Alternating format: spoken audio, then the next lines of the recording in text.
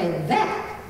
Weren't you a magistrate sitting on the bench, Mrs. Boyle? Well, all I've got to say is that this Paravicini, or whatever he calls himself, seems to me that... Beware, dear lady. You speak of the devil, and here he is. I didn't hear you come in.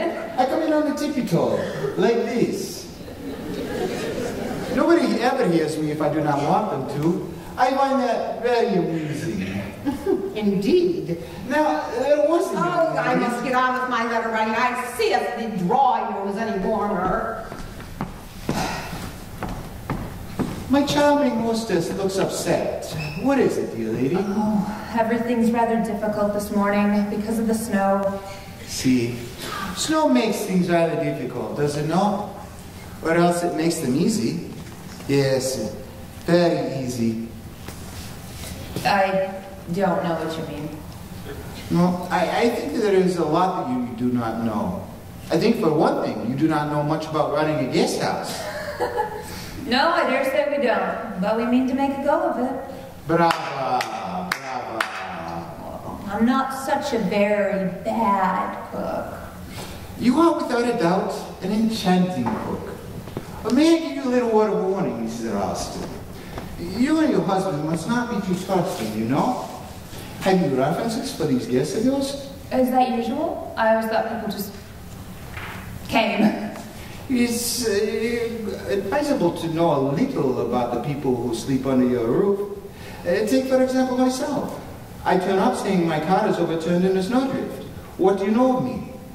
Nothing at all. I could be a thief, a robber, a fugitive from justice, a madman, even a murderer. You see? Perhaps you know just as little of your other guests. Well, as far as Mrs. Boyle goes... Oh, it's far too cold in the drawing room. I shall continue my letter writing in here. Allow me to poke at a fire for you. Mrs. Ralston, is your husband about? I'm afraid the pipes in the downstairs cloakroom are frozen. First the police, and now the pipes. Police? Police, did you say? Yes, they just called. They said that they're sending a sergeant over here, but I don't think he'll ever get here. One of the best stones. Hello. Is anything the matter? The police are on their way here. Why? It's all right. No one's getting through today. The roads are all bent up. The drifts must be 5 feet deep. Excuse me, Mr.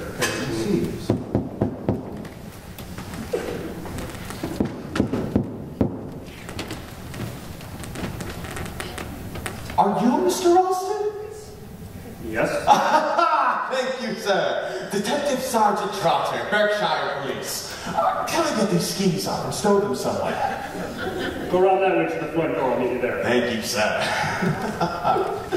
I suppose that's what we're paying our police staff for, is to go around enjoying themselves in winter sports. Why did you send for the police, Mrs. Ralston? But I didn't. Who's that man? Well, where did he come from? He passed the drawing room window on skis all over snow, looking terribly hardy. Well, believe it or not, that man is a policeman. A policeman skiing. This is Detective Sergeant Trotter. Good afternoon. You can't be a sergeant. You're far too young. I'm not quite as young as I look, ma'am. Terribly hardy. We'll stow your skis away upstairs. Mrs. Ralston, may I use your telephone? Of course, Major Metcalf. He's very attractive, don't you think so? I mean, I always find policemen very attractive. No brains. You can tell that at a glance. Mrs. Ralston, the phone is dead. Quite dead. It was all right about half an hour ago. Probably come down with the weight of the snow, I should think. So we're quite cut off now. Quite cut off. That's funny, isn't it? I don't see anything to laugh at. Indeed. It's a private joke of my own. Hiss, the sleuth is returned. Now we can get down to business on Mr. Ralston. Mrs. Ralston. You wish to speak to us alone so we can go to the library? No, that won't be necessary, sir. It'll take much less time if everyone's present. If I may use this table. I beg your pardon. Thank you, sir.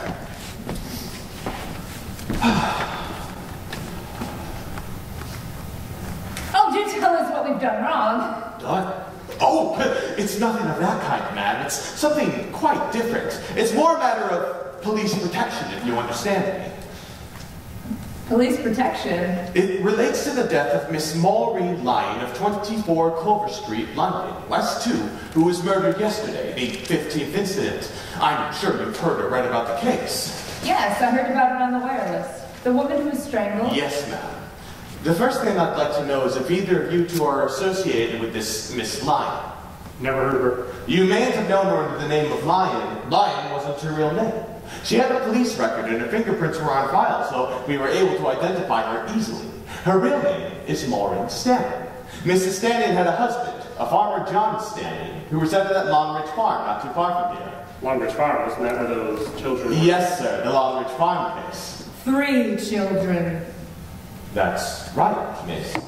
The Corings, 2 boys and a girl, brought before the court in need of care and protection. A home was found for them when Mr. and Mrs. Stanley at Longridge Farm. One of the children subsequently died as a result of criminal neglect and persistent ill treatment. The case made quite a bit of a sensation at the time. It was horrible. The Stanleys were sentenced to terms of imprisonment. Mr. Stanley died in prison. Mrs. Stanley served out her sentence and was duly released. Yesterday, as I say, she was found strangled at 24 Culver Street. Oh, who did it? I'm getting to that, ma'am. A notebook was found near the scene of the crime. In it was written 2 addresses. One of them was 24 Culver Street, and the other was Monkswell Manor. What? Yes, sir. That's why Superintendent Hopman, upon receiving this information from Scotland Yard, thought it imperative for me to come out here and see if you knew of any connection between this house, or anyone in this house, and the Longridge Farm case. There's nothing, absolutely nothing. It must be a coincidence. Superintendent Hogman doesn't see it as a coincidence, sir. He'd have come here himself if it had been in any way possible, but given the current weather conditions, and as I can ski, he sent me out here to get full particulars of everyone in this house, report back to him by phone, and take whatever measures I thought necessary to ensure the safety of the household. Safety? Yes. What danger does he think we're in? Good Lord, he's not suggesting someone's going to be killed here. I don't mean to frighten any of the ladies, sir, but frankly, yes, that is the case. Why? Well, that's what I've come here to find out. But this whole thing's crazy. Yes, it's because it's crazy that it's dangerous. Oh, nonsense. I must say, it seems a bit far-fetched. I think it's a wonderful idea. Is there something you're not telling us, Sergeant? Yes, ma'am. In the notebook below the addresses was written the words 3 blind mice. And on the dead woman's body was a piece of paper where this is the first written on it. And below the words, a picture of 3 little mice in a bar of music. The music was to the tune of the nursery rhyme 3 blind mice. You all know how it goes. 3 blind mice. 3 blind mice. See how they run. They all ran after the farmer's wife. Oh, it's horrible. So there were 3 children and one of them died. Yes, the youngest, a boy of 11. What happened to the other 2? The girl was adopted by someone. We don't know of her present whereabouts. The boy would be about 22, deserted from the army and hasn't been heard of since. According to the army psychiatrist, was a bit of a schizophrenic. And they think A bit queer in the head, so to say. And they think it was he who murdered Mrs. Stanley? Yes, ma'am. And that he's going to come here and try and kill one of us, but why? Well, that's what I've come here to find out. The way Superintendent Hogman sees it, it can't be some kind of coincidence. Now, you state, sir, that you've had no prior involvement in the Longridge Farm case. No. And you, ma'am? No objection. What about servants? We haven't got any servants.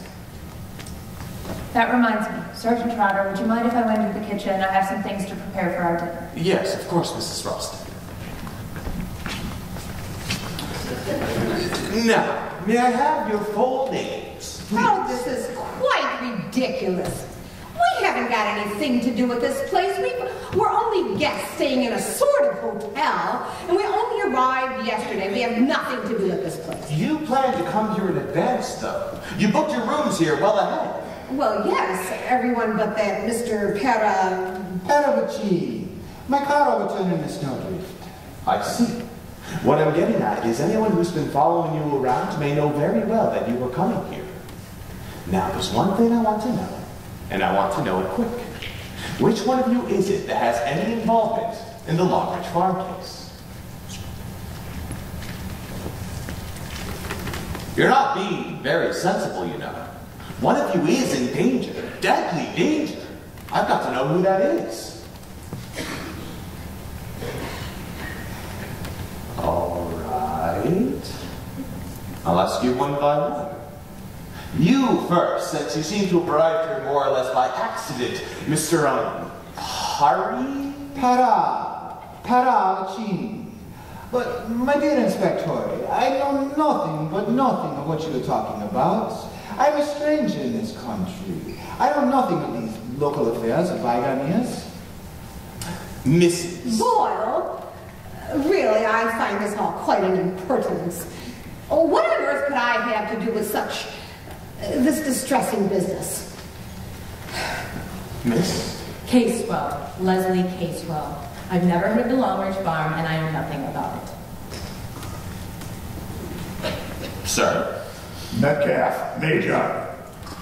Read about it in the papers at the time. I was stationed in Edinburgh. No personal knowledge. And you? Christopher Wren. I was a mere child at the time. I don't even remember hearing about it. And that's all you have to say for yourself? Anything? Well, all right. If one of you gets murdered, you only have yourselves to blame for it. Now, Mr. Alston, if you will please give me a tour of the premises. Yes. I guess we'll start upstairs. My dears, how melodramatic. He's very attractive, don't you think? I mean, I always do admire the police. It's always so stern and hard-boiled. Quite a thrill, this whole business, Three Blind Mice. How does that tune go again? Oh, yes. Really, Mr. Wren? Don't you like it? But it's the signature tune, the signature of the murderer. Just fancy what a kick he must be getting out of this right now. Melodramatic rubbish. I don't believe a word of it. But just wait, Mrs. Boyle, until I creep up behind you and you feel my hands around your throat. That'll do, Christopher. It's a poor joke anyway. In fact, it's not a joke at all. Ah, but it is a joke. That's just what it is. A madman's joke. That's what makes it so deliciously macabre. If you could just see your faces right now. A singularly ill-mannered and neurotic young man. Where's Giles? Taking our policeman on a conducted tour of the house. Your friend the architect has been behaving in a terribly abnormal manner. Young people seem quite nervy these days. Dare say you'll outgrow it. Nerves. I have no patience with people with nerves. I haven't any nerves at all. No? Well, that's probably just as well for you, Mrs. Boyle. What do you mean? I think you were a magistrate when this happened. As a matter of fact, it was you that sentenced those 3 children to Longridge Farm. Really, Major Metcalf, you can hardly hold me responsible. We had reports from the welfare. The farm couple seemed very nice, and they were most anxious to have the children. It was all very satisfactory. Eggs, fresh milk, and a healthy out-of-doors life. Kicks, blows, starvation, and a thoroughly vicious couple. Well, how was I supposed to know? They were very civilly spoken. Yes, I was right. It was you. One tries to do a public duty and all one gets is abuse. You must forgive me, but indeed I find this all most amusing. I enjoy myself greatly.